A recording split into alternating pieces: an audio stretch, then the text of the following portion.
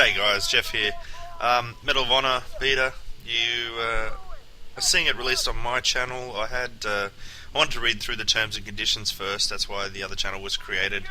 And it seems to be okay to release it here, unless I've missed something really obvious. I was tired when I read it. But I'm bringing you Medal of Honor 2010 beta. This is just the mission side. And I'm an American, so that means that I don't have to worry about the freezing on the kill streaks or anything like that. So I'll take you through this gameplay a little bit, and then at the end I will actually speak to some of the things that I've worked out so that you can get around the freeze.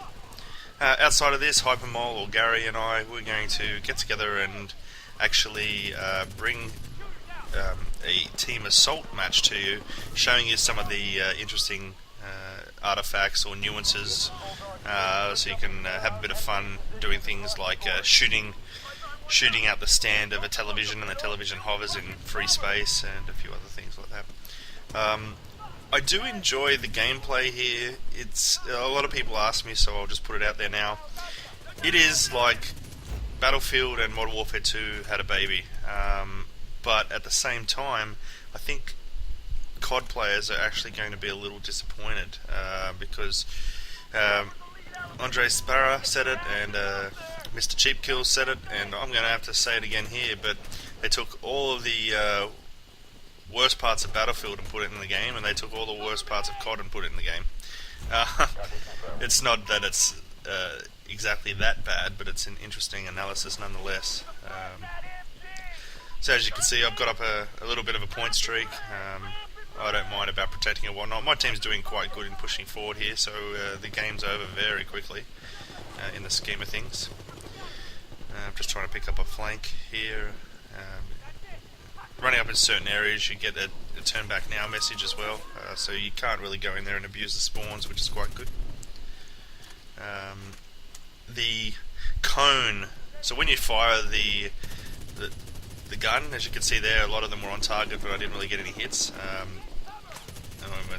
My aim was a bit pathetic there, but the cone on this gun is not so great. I think on Dan Kerson's website it might be a 0.3, and some guns are a 0.25 as well, so you have to be dead on accurate.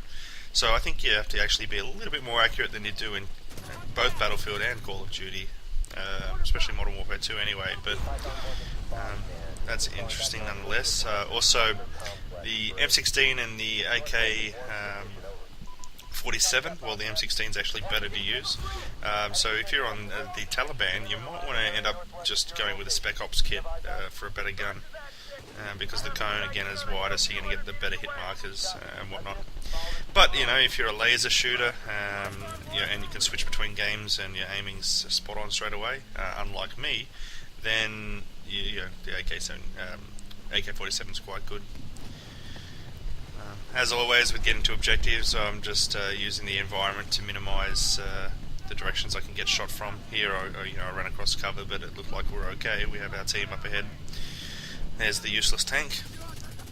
I don't know why it looked like he was shooting at the tank. I don't know what that's about. So in some cases you can see you get some friendly hit markers and you get the kill, and then in other cases it's just quite pathetic. One thing you want to learn though is that if you're up close to an enemy, knifing is preferential to shooting them, unless that's if they're facing you. So if they're facing you, sort of strafe and run sideways and go for the knife action. That's pretty simple on the layout that they force on you, but so be it. Just trying different weapons here. I knew it was there. That was the headset in action. Using support actions are probably using the support actions that help your team are probably better.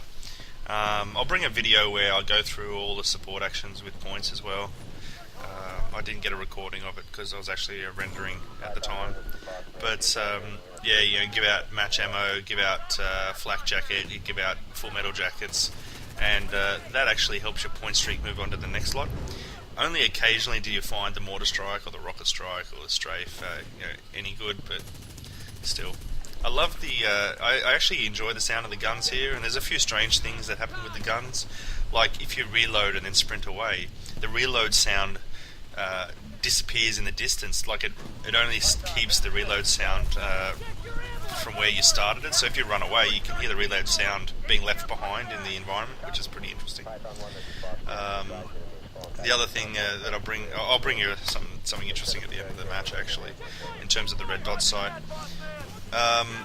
Also, when you pull out your pistol and shoot it from the hip, and then shoot it aim down sights, and there's actually a different sound for it as well. So that's kind of cool, because there would be a different sound in real life. From when you're firing from the hip to where you're pulling it up for an aim down sight. There's obviously the volume of it. There's the vibration of it is a little different as well. But tanks. So the tanks aren't that great. I mean, if you got in that tank there that was available and try to push through that other tank, it takes a very long time, if not impossible. So I'm using my support action here. We're building up to the next one. I thought I was going to be able to show you all the support actions on here, but unfortunately I bring in the A10 tank killers, and you'll see what happens. Here I go. So it doesn't actually tell me I'm danger close, but I moved in a little too close and the A10 got me. So that sucked, and then it ruined my streak. But yeah, so the freezers. Actually, I'll bring something at the end of this match. I'll type something up for you guys and render it in. But Taliban and killing people with your gun is where it freezes. I have a workaround for it, so we'll talk about that in a second. Gary and I have confirmed the workaround numerous times, so there's no reason to quit the game if you're Taliban. I still say that you should not destroy tanks because they can give you a lot of points, which freezes you up. If there's two people in there and you're near a defending order and you're on your first kill streak, then it's you kill a tank and you'll get your 40 points and then you'll get your freeze. So try not to do that. Certainly put one rocket in to get some points for damaging the tank, but don't destroy it. Don't put the second one in and get someone else to do it. The interesting thing about this game as well is that when you get shot at, unlike Modern Warfare 2 and Battlefield, it actually gives you an opportunity to use your skill and your strafing and your weapon swap outs and anything like that, like I did there. My aiming is just pathetic. Jesus, there's a knife. My aiming's quite poo there. Anyway. That's what happens when you switch between a lot of games. You get poo aiming. Well, I do anyway. So leave a comment if you find it the case as well with all the sensitivity and button changes. Like I found that I played Battlefield today and I went back to knifing when I wanted to grenade someone, and in this I go to knife someone and I throw a grenade, and it's just ridiculous. Anyway, that was a pretty quick match time. Didn't do too bad. I don't remember my score yet, but we'll get there. That was at 18-2. Came second on the team, second overall actually. It's quite good. You get an award for that. A few support chains there. And then here's something interesting about crashes. So, Taliban, don't build your point streak with only guns, don't destroy tanks. Do not check the scoreboard on both teams. But with this one here, guess what? Knife kill. So kill someone with a knife and then come back. And at the end here you can see the white red dot sight if you kill a few people and then knife someone, which is really weird. Anyway guys, until next time, see ya.